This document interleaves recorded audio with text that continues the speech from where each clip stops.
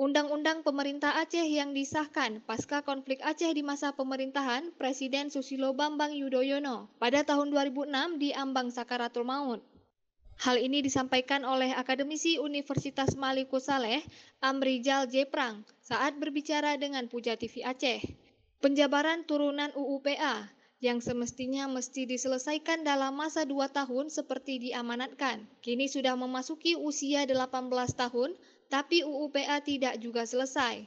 Hal ini dikarenakan kurangnya konsistensi pemerintah pusat dan Aceh untuk menyelesaikan UU-PA. Selama ini UU-PA selalu dijadikan isu untuk menarik suara rakyat dalam pilcaleg maupun pilkada.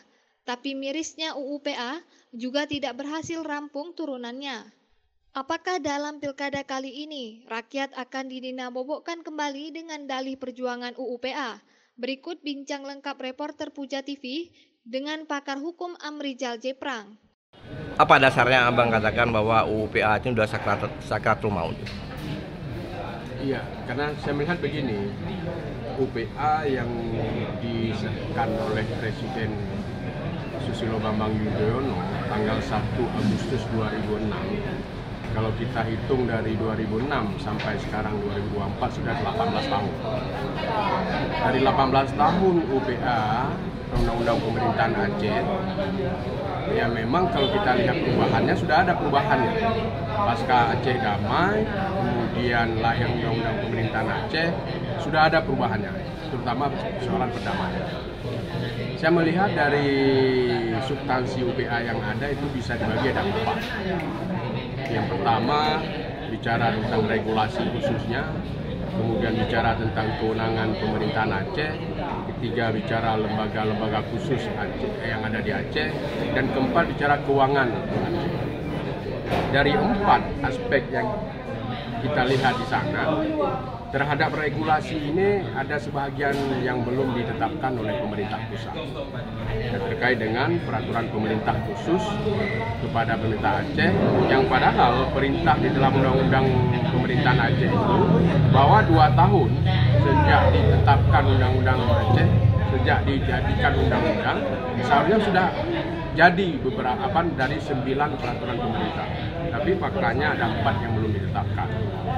Kemudian bicara kewenangan, ada banyak kewenangan diberikan Aceh. Kalau kita lihat kewenangan dalam konteks hukumnya, kewenangan syariat Islamnya, kewenangan perekonomiannya, kewenangan pemerintahannya, ada banyak diberikan kewenangan di dalam Undang-Undang Pemerintahan Aceh. Tetapi ada sebahagian juga. Kenapa saya mengatakan sebahagian? Karena yang sebagian memang terlaksana, tapi sebagiannya ini ada yang belum dilaksanakan. Sehingga kalau kita lihat dalam konteks prosedural aspek hukum, kalau bicara tentang lawmakingnya atau pembentukan peraturan perundang-undangannya juga belum dijalankan seperti tadi. Dan kalau kita lihat applying pelaksanaannya, ini juga bermasalah. Ada banyak peraturan pelaksananya, ada substansi kewenangan yang diberikan pemerintah Aceh, ketika pemerintahan Aceh melaksanakannya, ada banyak kendala dan hambatan. Nah, sehingga UPA ini menjadi, kalau saya mengatakan sakaratul maut ini menjelang ajal, karena ada tapi sulit dilaksanakan. Nah, ini maka membutuhkan suatu konsistensi di dalam implementasi. Itu 2. Yang ketiga, bicara tentang lembaga-lembaga khusus. Ada banyak lembaga khusus di Aceh, mulai dari lembaga Wali Nangro, ada lembaga-lembaga adat Aceh.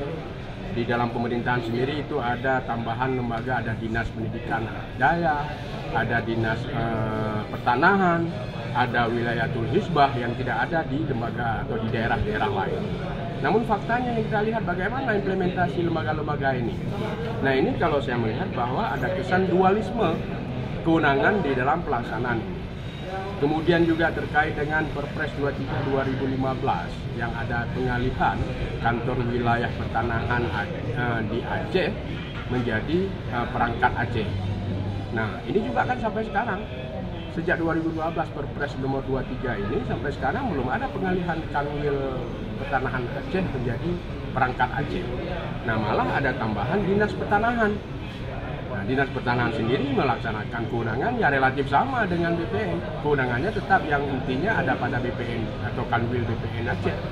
Nah ini juga yang menjadi persoalan dalam implementasi atau applying-nya hukum yang ada di Aceh. Nah kemudian yang berikutnya ada beberapa lembaga-lembaga khusus Aceh yang malah membeban atau memberatkan pemerintahan Aceh. Karena kenapa? Karena mekanisme dalam pelaksanaannya ini belum sinkron. Ditambah lagi yang keempat persoalan anggaran.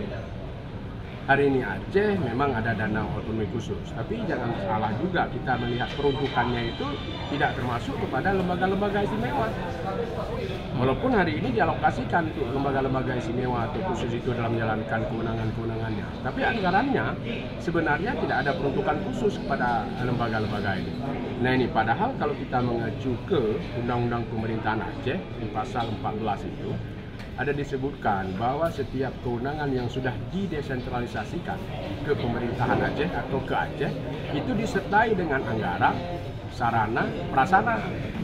Nah tapi sampai saat ini kan implementasi ini selain dana OSUS kan tidak ada kepada lembaga-lembaga didesentralisasikan itu untuk menggunakan anggaran keseluruhan mereka. Nah ini juga harus menjadi pertimbangan ke depan itu bagaimana ini bisa dilaksanakan. Sehingga kalau sekarang ya dana yang digunakan ya dana secara umum yang bersumber dari dana khusus dan sumber-sumber lainnya. Yang terakhir, yang keempat tadi yang saya sampaikan juga selain itu, nah dana khusus 2027 kan sudah selesai. Coba bayangkan Aceh ketika dana OSUS ini nggak ada, walaupun ada sebahagian menganggap jangan terlalu berharap lah dengan dana OSUS. Bagaimana pemerintahan Aceh punya inovasi agar dapat mengembangkan dana-dana yang lain sehingga tidak tergantung dengan dana OSUS. Kalau saya lihat ini agak sulit. Kita tahu bagaimana perkembangannya hari ini. Kalau dana OSUS ini tidak ada lagi, ini malah lebih Aceh ke depan. Bukan hanya UBA yang sakaratul maut, jangan-jangan Aceh. Nah ini juga harus dipertimbangkan kembali. Kalau saya sepakat bahwa bagaimana dana OSUS ini harus dilanjutkan. Kemudian juga yang harus kita lihat bersama-sama adalah bagaimana hari ini antara pemerintah pusat dengan pemerintah Aceh ini harus sinergi di dalam membangun Aceh ke depan. Karena bagaimanapun juga ketika undang-undang sudah ada dan ini tidak diimplementasikan secara konsisten, maka ini akan terus berlanjut ke depan di Aceh seperti ini. Maka langkah pertama itu bagaimana antara pemerintah pusat dengan pemerintah Aceh itu harus sinergi.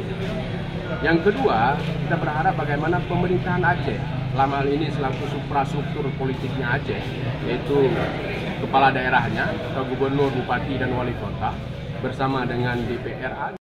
Dari Lok Sumawe, Denny Muhtadi melaporkan untuk Puja TV Aceh.